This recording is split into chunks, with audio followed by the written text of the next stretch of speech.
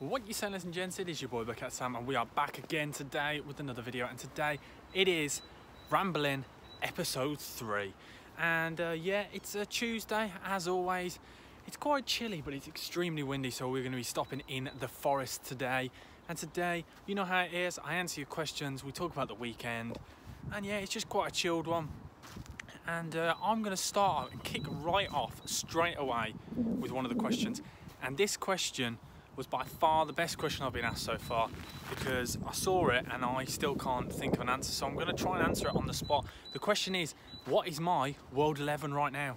In the world, anyone. They can be injured though, so I can pick basically anyone I want, so we all know which injured player right now will be making that team. So I'm sorry about the wind, everyone, but we're going to have to deal with it. And yeah, let's do my World 11. Thank you, Chris. It's a brilliant question. So let's start off in goal. In goal, there are quite a few honourable mentions. 100% not Jordan Pickford. I actually hate the bloke. But number one in goal it's between two players. It's going to be between Manuel Neuer and Jan Oblak. And for me, it's got to be Oblak. Oblak is by far the greatest keeper on earth right now. The way he is with the ball at his feet and the way that he is with the ball at his hands, he's got reflex, he's like a cat. And we've seen he's been part of an Atletico side, as I've been corrected. There's no H in the pronunciation. An Atleti side that really have been consistently defensively sound for many years. They've been known for not conceding goals, and he's been known for making some absolute top-notch saves. And he has got one of the highest XG and save percentages in Europe. He's in the top 5 out of all Europe's keepers in the top 5 leagues, and he's been part of an Atleti team this season. I know they've conceded a lot more, and that's because Diego Simeone has allowed his team to really go forward and use the attacking threat they have, such as Suarez and João Felix. So that's definitely got to be my keeper. And let's go straight into right back. And my right back is quite a controversial one, because I don't think we have the domination like we used to with Dani Alves and Marcelo at left back and right back. And the full backs, I think in last couple of years we're starting to see some youngsters come through, but I don't think there's one player who really stands out. But I know this guy plays at right wing back or right midfield, depending on whether they have the ball or not. But I'm going to go straight in with Hakimi, the right back, the Moroccan who plays for Inter Milan. Absolutely top player, signed from Real Madrid in the summer for around 34 million, I think it was. But he's been absolutely insane for Inter Milan this season. And I do think they are going to win the league. And I've said it before and I'll keep saying it again. I do think Inter Milan will win the league. But yeah, Hakimi, I absolutely love him. He's got absolutely unreal pace. And he's still very young. I still don't understand why Real Madrid got rid of him, because as soon as Carvajal's injured, I do think they'll struggle in the right back position. But that's got to be my right back for me. He consistently performed at Dortmund last season, and I still don't get why Dortmund replaced him with Thomas Meunier, but that's another video and another time to talk about that. But for me, it's got to be Hakimi, absolutely top player, the most successful pullbacks. So he gets to the byline, pulls it back in Europe this season and last season. He is known for being absolutely rapid. So for me, it's got to be Hakimi. And now onto the two centre-backs. It has got to be, I don't think there's really discussion here, Sergio Ramos and Virgil van Dijk. And Sergio Ramos is back from injury, and he will be playing tonight against Atalanta. And I think they will absolutely smash the side, because in the last game when Real Madrid lost to Atalanta, they won. They only won 1-0, but it feels like a loss, because Real Madrid really should be beating the side who are 6th in the Serie A.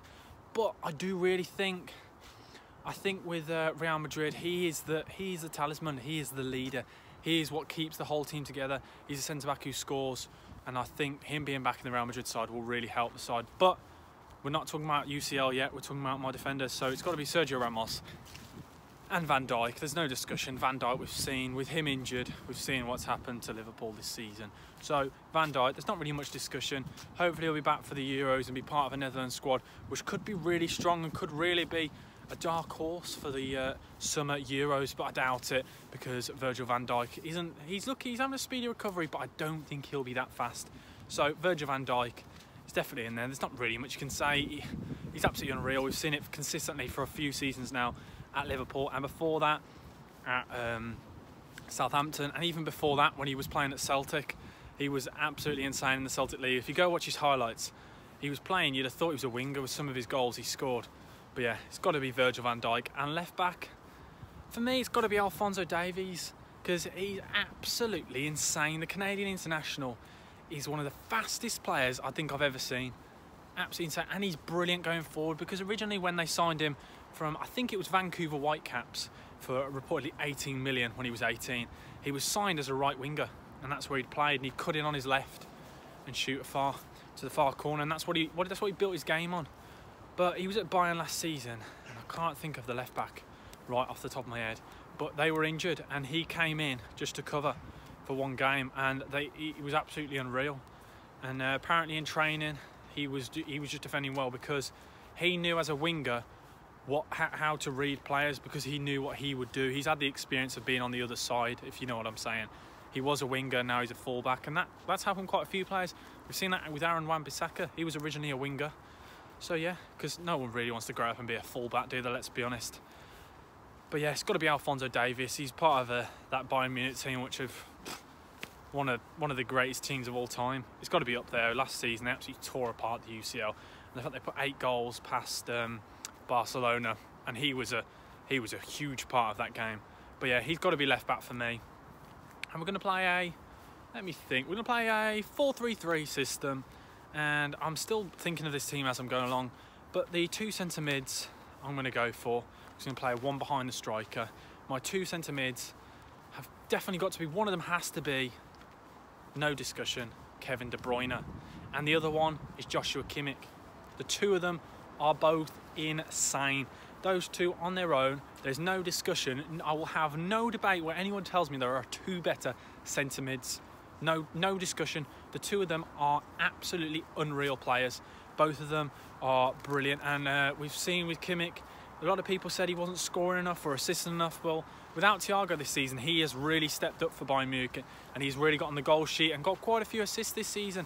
And Kevin De Bruyne, we all know what he's like. Absolutely insane player, and he's up there with one of my favourite players in the world. So those are my 2 centre mids, and then the one playing in the number 10 role behind the striker, my 3rd central midfielder. And I had him in my head, and now where has it gone? So let's go to the wingers, because I've completely forgotten who I just thought of. And we're going to go for, actually I know my central attacking midfielder now. It is Thomas Muller. The player, Thomas Muller, we all thought he was retired, and we all thought he was coming out of the game and he was starting to slow down, but he seems to just keep stepping up, and he broke the records for the most amount of assists in the Bundesliga in one season last year, and he's still doing it now. He's still absolutely unreal. He's part of a Bayern Munich side which is still absolutely killing it, both in the Champions League and in the Bundesliga, so he would be playing as my central attacking midfielder. And now onto our wingers. It's got to be Ronaldo on the one wing, Messi on the other, and Lewandowski up front. No discussion. I don't even need to back it up. Mbappe will be there soon, Haaland will be there soon, but Haaland and Mbappe are still not on Messi, Ronaldo's and Lewandowski's. And I know people are saying, oh, Ronaldo and Messi are out the UCL, sorry. Well, they're part of a team at the moment, a Juventus side which have got a manager who's clueless. Pirlo, I do feel sorry for him. It's too early to take the job.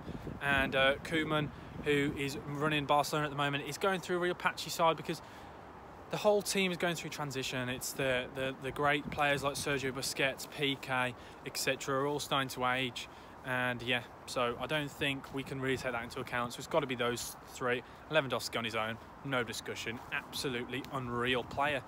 But now let's move on to our next topic, and the next question was sent in by Lauren, and this question was, how many games do you watch a week?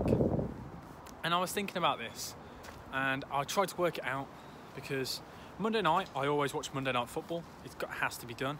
Tuesday, I will always, no discussion, watch the Champions League. So there's 2. Wednesday, Champions League. 3. Thursday night, I try and have a night off from the football, and I don't watch the Europa League very often. Quite a lot of the time I've been watching Rangers. Obviously won't be watching Celtic this season, unlucky for them. But yeah, so there's 3. And then Friday, I always watch the Championship Friday match, no matter what. I watched Brentford play Blackburn this week. Very good game. Brentford still winning and still doing well, but they did get very lucky in that game. The Blackburn should have had a couple of penalties, but that's not a discussion for now. And then on Saturday, I usually watch the Championship early kickoff rather than the Premier League. I usually watch the 3 o'clock kickoff, the 5:30, and then the 8 maybe. So I usually watch 3 games on a Saturday, and then on a Sunday, same again. I watch 3 games. So if someone can do the maths for me there, I watch a lot of games actually. That's really bad. And on a Sunday night, I don't watch the late kickoff in the Premier League. I usually watch the French League if it's on BT, or the German League. And this week I watched PSG played against Nantes, and it was an absolute top-notch fixture, and I was really surprised. PSG lost 2-1. The side really looked poor. I know they dropped quite a few players after they'd played in the Champions League and give them a rest, but I'm starting to worry for Pochettino's side, because they're now 3 points off the leaders Lille, and Lille drew on the weekend 0-0 against Monaco.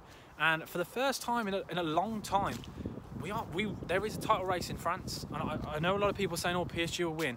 Whether PSG will win or not, the gap has been closed. We've seen Lille up there, Monaco, you've got, who's the other side? Why have I forgotten them? Lyon. All those sides are playing well. There's about 6 clubs that are within 9 points of each other. So I'm really glad. It's nice to see other sides competing with the money dogs and the big cash cows like PSG. And it's good to see a change, because yes, I'm all well and for PSG, because they're a big side, and they've got a lot of good players, and they are great to watch. And I do really like Pochettino's style of play, which is let's not defend and let's just score more than them. But it's nice to see the smaller sides, the sides that don't spend as much money, like Lille, who invest in youth players and sell them on. It's nice to see them doing so well, and at the moment they're top of the league. And yeah, I can't see them doing it, because whenever they seem to go top, they always seem to draw and let go. Come on, PSG, come on, catch up with us, which they did this weekend. They went into the week 2 points clear at the top, sorry, 3 points clear at the top, and they had their chance to make it a step further, but they just looked very, very nerving. It's like the young players are really worried, and they don't know what to do, because the pressure's on them then to carry on pushing on. It's not, the pressure isn't on PSG because they're expected to win. The pressure is on Lille to carry on setting that bar higher and higher and higher.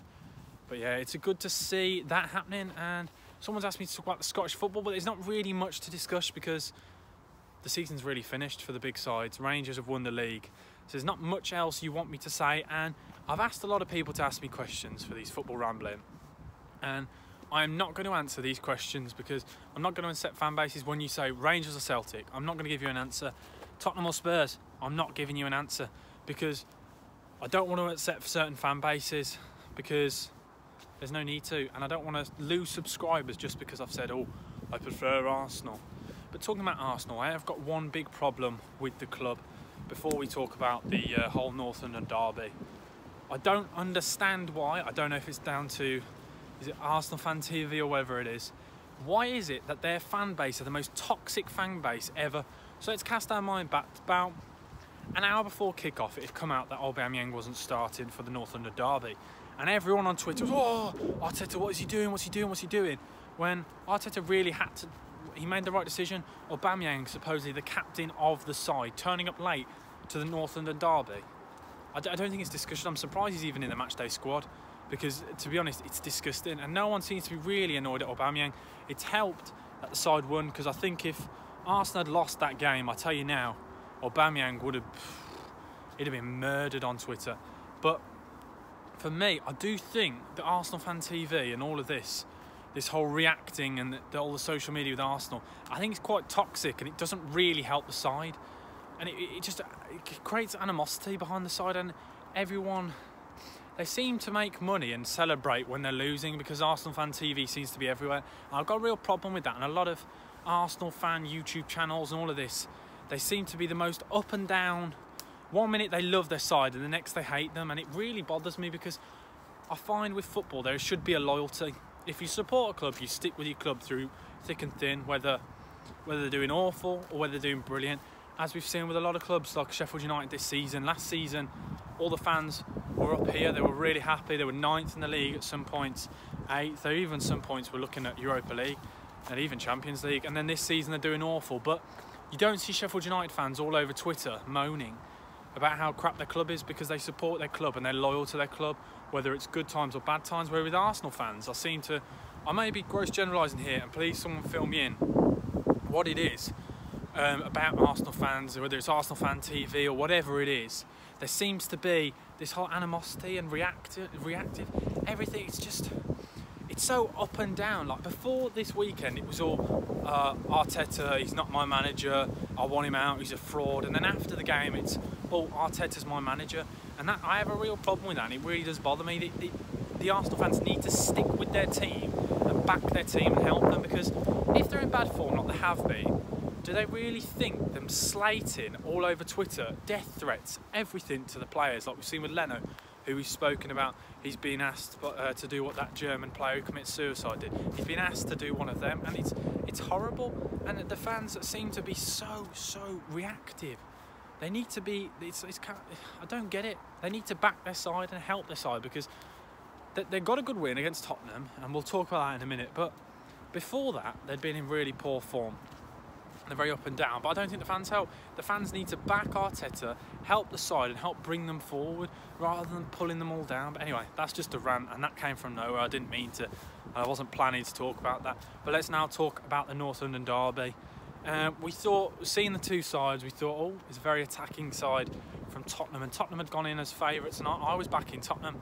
And the problem is for me, Mourinho seems to be starting these sides very attacking, with the likes of Son, Kane, Bale, Muller. And I get why he does it, but if you're going to put on a full attacking side, why don't they try and use the style of play when you're going to keep the ball? What is the point of playing 4 attacking players and then telling them all to sit deep and not press? Surely with that pace, you're not going to have 4 attacking players just to counter. You only need 3 for a counter. I don't understand why Muller was on the pitch, because Muller is a player who likes to have the ball at his feet, playing in and around behind the strikers we've seen when he was at PSG or on the wing.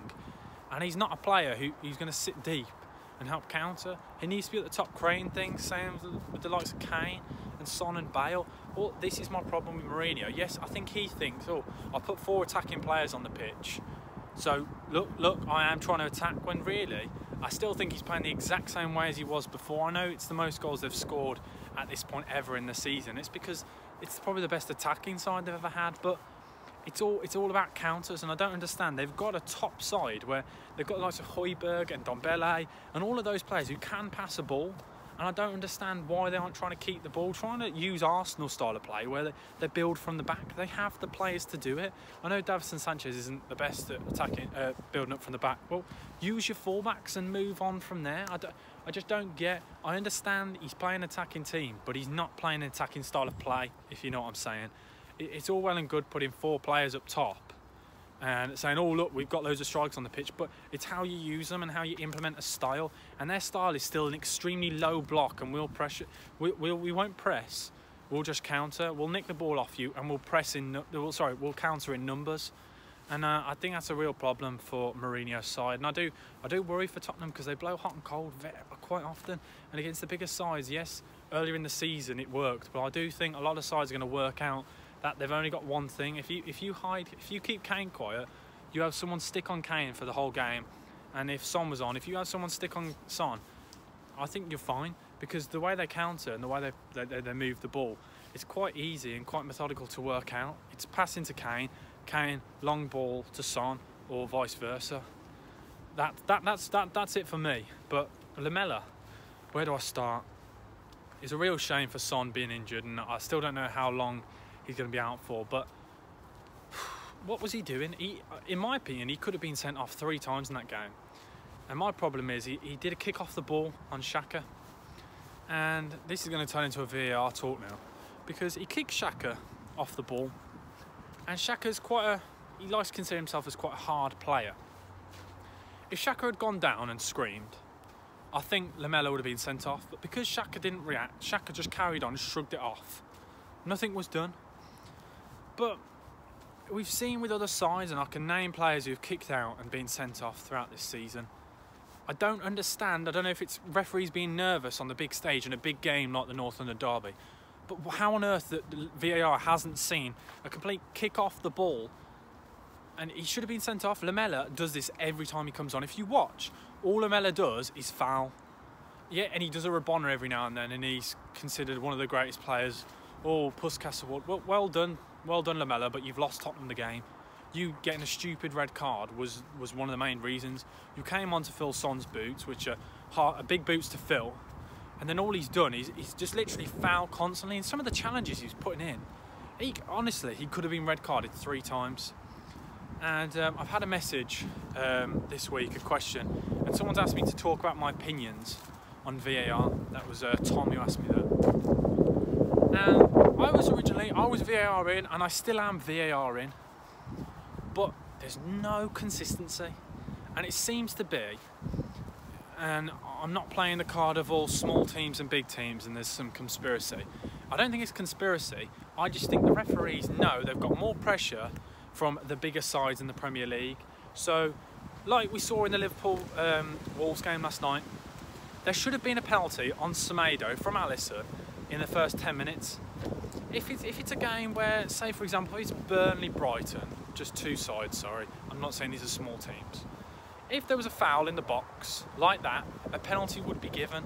But for some reason, because there seem to be bigger sides, it's not conspiracy. I think this is true. The referees know there's a lot more pressure on and there's a lot more viewers, so they don't want to make a mistake. So they just go, I didn't see anything, and hope VAR will tell them, oh, it's a penalty. The same with VAR. It seems to be they seem to be reluctant to make big decisions in big games because they know there are many viewers who are going to scrutinise every small, minute decision. And we've seen it many weeks, even the handballs in that Chelsea, Chelsea-Man United game when Kante had his hand up here. No, it wasn't Kante, sorry. Hudson-Odoi, when he was basically playing basketball, he slapped the ball and no decision was made. But then we see any other side, like, for example, Furlong this week, they were both handballs. Both of the balls touched the players. But because the smaller side like West Brom or a smaller side or Wolves, those are the 2 that I can think of off the top of my head this weekend, the decisions don't go their way. I don't know what it is, but the handball rule seems to be the lack of inconsistency. And the offside, and I know a lot of people get annoyed by the offside, but I'm used to it now. And I think the offside rule with the minute lines and things is the only thing that is right about VAR, because it's the only thing that isn't subjective. It's either offside or it's not. The lines, and a lot of people say, oh, the thickness of the lines. Well, it doesn't matter. If the lines don't touch, or sorry, if the lines don't meet, you can tell it's offside. It's offside, no discussion, if you know what I'm saying. And that's the only thing I really like about VAR. The problem is, I don't know if it's the referees or what it is, but it's just that there seems to be, no one has the kahunas, if you know what I'm saying, to make the decisions in the big games, and that's a real problem for me. And I am starting to worry for the Premier League, because we've seen it in other leagues. In the Serie A, the VAR gets used perfectly, absolutely perfectly. And my favourite thing is, we'll talk about the Premier League first. In the Premier League, when a VAR decision is being made, the game is stopped, and then the commentator goes, oh, VAR decision, and then we get to watch it back, and then we form an opinion on the decision. Whereas in the Serie A, the game carries on, and VAR decisions are made like that. The whole point is they make a fast decision, a gut decision, because the more you slow things down and the more you watch things, you can completely see a different side to a challenge, or a challenge may look more malicious or less malicious. And a lot of times if you slow things down, they look a lot worse. So what they do in the Serie A is they literally watch it twice, maybe 3 times, really fast, normal time, and then they go penalty, or they'll say no penalty, but you won't know they are looking. The game carries on, or the game will be stopped for a second or halted, or the referee won't make it really obvious and the commentary team don't talk about it. And so a lot of the time you may think, oh, then you sat around thinking, oh, what's going on? But it's not like that. The whole thing is done so smoothly. They've ironed out all the creases and the problems, because the main problem was handball decisions, whereas in Serie A now, they look at something and they go, penalty, done, ref, give a penalty. And I know a lot of people say, well, the problem's still there, but at least it's done on gut, and at least then you can think, okay, that decision was made on gut, we're just unlucky here, but we'll get a decision next time. Whereas nothing will be replayed back, and the fans don't get to see a lot of decisions until like the highlight shows, which I think is a lot better, because I do think the problem with a lot of these decisions is we as fans in the live moment are all seeing what the VAR are seeing, and we're all thinking, well, well, how's that not a penalty? And then it gets given, and then we get wound up more, and then we go to Twitter and things, and then you get even more annoyed, and that for me is a big problem. And I know they're saying they're going to look at the referees being mic'd up, or hearing the referees after the game, their recordings. I think that's just going to wind fans up even more, because not only will you disagree with the decision, you'll disagree with what the ref's saying. So I think just keep it simple. Try do what the Serie A. Look at other leagues who, even the MLS has got VAR sorted. The MLS with offside, they look at it from a blind eye and they look, and is it really obvious? If it's not, they carry on. And Australian League, we've seen in the A-League and many other leagues that it seems to only be the Premier League that is having this huge problem. I think it's because we over-scrutinise decisions, overplay them before making a decision. That's it for me. And I know I've just ranted a lot about VAR, but I don't think VAR is the problem. I think it's the referees and the people on VAR who over-scrutinise and overlook at decisions. So now let's go and have a look at some more of your questions. I've been asked so many, and yeah, please stop asking two sides, who do I prefer? But my next question is, what do you do when you're not making videos? Well, that's quite plain and simple. I'm watching football, really. It's actually really bad. I watch so many games of football, and I really think I should start doing watch-alongs, because I watch them anyway. So no matter what, I know people may say, oh, don't do it. Well, I'm going to be watching the game anyway, so it really makes no difference to me. Maybe I could talk to some of you guys when I'm watching the games. Somebody asked me, would you rather face United 07 or Liverpool 19? Liverpool 19, no discussion. I hate this, and actually no. Do you know what? I'm not going to answer this question. What really bothers me is we're in an age where we have to compare everything, and it's all Messi or Ronaldo, Haaland or Mbappe. Why can we not just appreciate two sides or two players, and just feel lucky to be a part of this moment where we've got them? Because we won't have Ronaldo and Messi for long, so why don't we stop comparing them and looking at them both and just accepting they are both brilliant, and they both play in different positions, they both play different styles of play. So stop comparing them, and let's, rather than arguing about it, why don't we all just talk about the brilliant things about them both and just feel lucky that we are part of this time? Because we'll look back in 20 years and think, wow, we got to see the two best players on the planet, because I don't think there'll ever be two set of players who will be the best in the world for such a sustained period of time. Because yes, we've got Mbappe coming through and Haaland, but we've also got many other youngsters who are coming through who look insane, whereas Ronaldo and Messi at that point, and for the last 10-15 years, have been the two best players. Other than really Lewandowski, we've not seen many players really try and knock them off their pedestals, because they've just been by far the greatest players. And I think we should just feel lucky. So everyone who keeps asking me, am I Messi or Ronaldo, let's not pick one. Let's just accept they're both brilliant, and let's feel lucky that we've got two of the greatest players of all time in Europe, and we get to watch them every week if we want. Somebody has asked me, favourite player from every club. Well, funny you should say that. I am going to be doing a video in the next couple of weeks where I'll be answering this. I'll be doing my most underrated player from every team in the Premier League, and I'll do my most favourite player from every team in the league. And I think because there is a international break, I will do a video where I'll be saying the best player from every nation in Europe, or every nation, sorry, in the Euros, because I cannot wait for the Euros. And I cannot wait for the following year, because it's the Women's Euros, the year 2022, which should be absolutely brilliant. I can't wait as well. But let's go, and the World Cup, obviously. And somebody has asked me, oh, that's a good question, opinions on Curtis Jones. And this will be the last question we cover this week. Curtis Jones. I think he's a brilliant player. And I think the problem is, and we have this with a lot of youngsters we see coming through, if a player's English, we get a lot more excited because they're young. Curtis Jones, he's a good player, but I do find a lot of the time he does play the ball quite simple, and I think he's good, but I don't think he'll be one of the world's best players, because my problem for him is I think he's a box-to-box midfielder, and he reminds me a bit of Milner. He can put in a shift, but he's not going to create much. Sorry, that's a bit harsh on Milner, as in he's not going to be that creative spark. If you're losing 1-0 and you want to bring on a central midfielder who's going to change a game, I don't think Curtis Jones will. Whereas I think another youngster who's a central midfielder who I think is absolutely insane is Foden. But I look at Curtis Jones, I think he's a good player. I just think he's an average player. But I do think he gets overhyped because he's English and he's come up through the Liverpool youth system. But I look at him and I still don't think he's got that creative spark that you need to be part of a central midfield of 3 or for a Liverpool side. And I do also think, like I say in a lot of things, I do like it when you can tell with a player they've got one attribute which just stands out. Foden, it's his trickery and his agility and his lower centre of gravity, which allows him to go around any player, and his eye for a pass and skills and his goals. Whereas Curtis Jones, I look at him and I think he's not your hard midfielder. He's not an amazing passer with brilliant vision. He doesn't score many goals. He doesn't assist many goals. So what really does he do? I'm not saying he's a bad player. I think he's a good player, but I don't think he's as good as everyone thinks.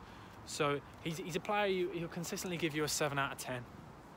And I don't think... He reminds me a bit of Harry Winks. Harry Winks, good player, but what really does he do, if you know what I mean? What is that one thing? Can you tell me in the comments one thing about Curtis Jones that you think stands out from any other player? I don't think you can. So for me, I'm saying Curtis Jones is an average player. Those are my opinions. Please don't get upset if you're a Liverpool fan. I think he's a good player, but I don't think he's brilliant. I don't think he's the future of England. And we've seen other midfielders like Jude Bellingham. You can see what his abilities are. Jude Bellingham is a trickster, absolutely brilliant on the ball, very strong, very agile, loves a tackle, and he's starting to. He's not very creative, but he's a holding midfielder, and you know what he's going to do. He's going to break up play, move the ball on, and we've seen in recent weeks he's had. I think he got man of the match this weekend for Dortmund, and yeah, he's definitely a better central midfielder than Curtis Jones. So that's it, ladies and gents. Thank you for watching. Please ask me some more questions, and I hope you enjoyed the rambling video. Please can you all whack that like button, and please subscribe, because we are trying to hit 1,000 subscribers before the Euros if we can possibly. I think we can do it. We're strong, we can do it. So let's yeah, go subscribe, keep watching. Hope everyone's staying safe, and I hope you enjoyed it. BucketHatSam, over and out.